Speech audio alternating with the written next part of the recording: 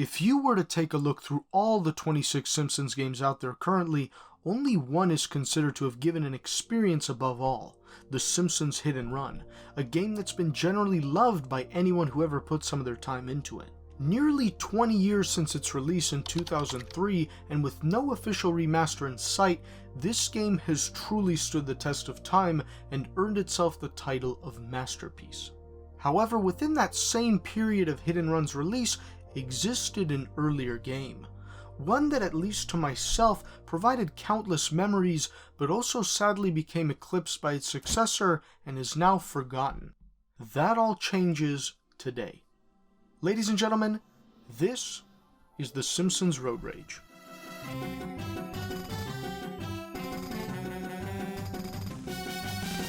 Before we dive deep into Road Rage, I first briefly want to set the scene regarding the franchise as a whole during the final years of the 1990s and into the new millennium. The 2000s, you could say, didn't treat The Simpsons very well. The craze of the 90s Simpsons mania was cooling down as more and more people stopped tuning in for new episodes of the show after smaller hiccups in Season 9 ballooned into glaring issues by around Season 14. The show was heading into an era commonly known as Zombie Simpsons, rotting the franchise for the better part of 15 years. But that topic is for a completely separate video.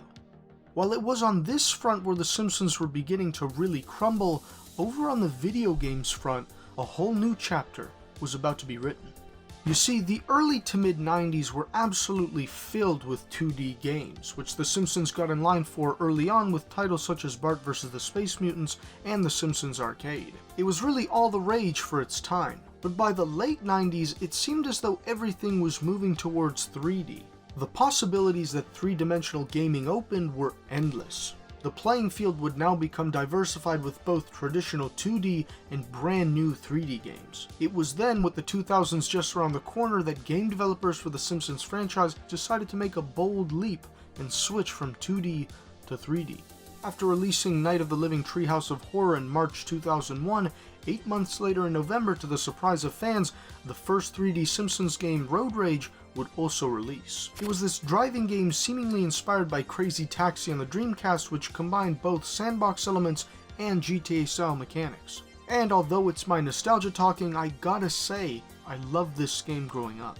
Diving deeper and analyzing further, our story follows show antagonist Mr. Burns, who goes on to buy every last bus in the town of Springfield and creates his own line of buses called the Burns Atomic Megabus, which he claims to be faster, cheaper, and completely safe. This, of course, isn't true and poses an immediate threat to the public's health after Springfield citizens end up turning a sickly, glowing radioactive green. One question I've always had was Burns' motivation behind this.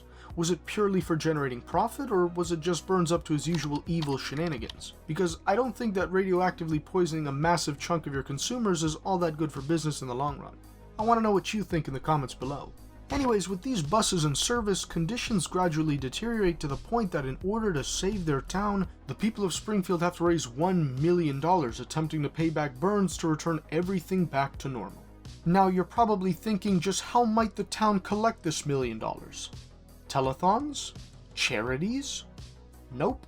When Homer Simpson first learns of the danger posed by these buses, he gets a big brain idea to make his own taxi service. After painting the side of his car with the words "Homer for Hire," the game officially begins. Your goal is now to earn money by acting as a taxi driver played by various selectable characters and taking Springfielders from one location to another. With all that out of the way, let's now shine the spotlight to the meat and potatoes of Road Rage. There are 4 playable modes in this game to suit various playstyles. Do you like following a game by the books? Straight shot? Then the Road Rage mode is the main attraction here. You get to drive around a number of classic Springfield locations from the show and pick up your favorite characters, get them to their destination as soon as possible, and then get paid. Rinse and repeat this until the timer reaches 0. Each time you pick up or drop off a customer, you'll gain more time. It's a constant race against the clock, with you needing to memorize each route and figuring out shortcuts to save as much time as possible. Are you perhaps the kind of person who instead enjoys taking their time during a playthrough? Then the Sunday Drive mode is for you. It's Road Rage, but minus the race against the clock.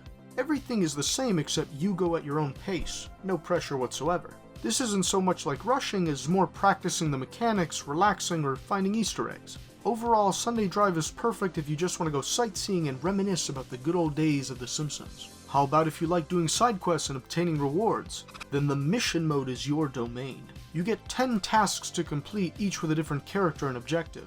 You may have to knock certain things down here and there or get someone somewhere. These missions are of course optional and completion isn't required to finish the game, just a little something neat to obtain collectibles for various characters. Want to spice things up a little in gameplay? Then hop into the head-to-head mode, because it's here where you can play with a friend. Take to the streets of Springfield again, but this time with some competition. That's right, a second player could play and feel the rage of the road as well. The aim here is to pick up a customer and get them to their location, right? However, if your opponent hits you, they steal the passenger. It becomes whoever's the first person to deliver the needed number of passengers that wins. There are no time limits, you're not racing against the clock anymore, you're simply up against another person. This mode was where I personally spent most of my time growing up, casually playing with my friends for hours on end trying to outdo their scores, but seemingly failing each time to remain ahead. In fact, I'm pretty confident in saying that this game originally taught me spatial awareness with memorizing each location on the map down to a T. On the topic of the map, there were 6 playable districts. One was unlocked from the get-go, that being of course Evergreen Terrace. The other 5 you needed to unlock through progression. Lastly here, I'd like to mention the characters in which you are able to play as. There are 17 main characters you can select from and 4 bonus holiday characters that were only accessible through cheat codes back in the PlayStation 2 days. From Marge Simpson and Krusty the Clown to Ned Flanders and Chief Wiggum, each individual character has their own vehicle that can be altered through unlockables. However, I'd like to give credit in the attention to detail, because it's the interactions and dialogue shared between the characters that really takes the cake here. The actual cast of The Simpsons did voice lines for this game as they would for future iterations to get a more authentic experience. Even some games today can't get that kind of credit. Anyways, if there's a good port of Road Rage out there, then I'd highly recommend checking it out and playing with your friends. Who knows, maybe you'll create some fond memories to look back on later. In conclusion, with the rise of 3D gaming in the late 90s and early 2000s opening up limitless possibilities for game development, The Simpsons Road Rage became an experiment that worked, even if only for a short while. While limited in both its capabilities and gameplay, the game nonetheless provided hours of fun content that kept me and maybe even you satisfied.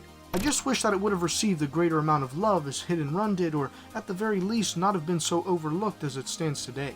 Maybe someday Road Rage can be revisited in the form of a remaster or a straight up remake with DLC that could expand the story, offer more unique modes, and include more maps and characters to choose from.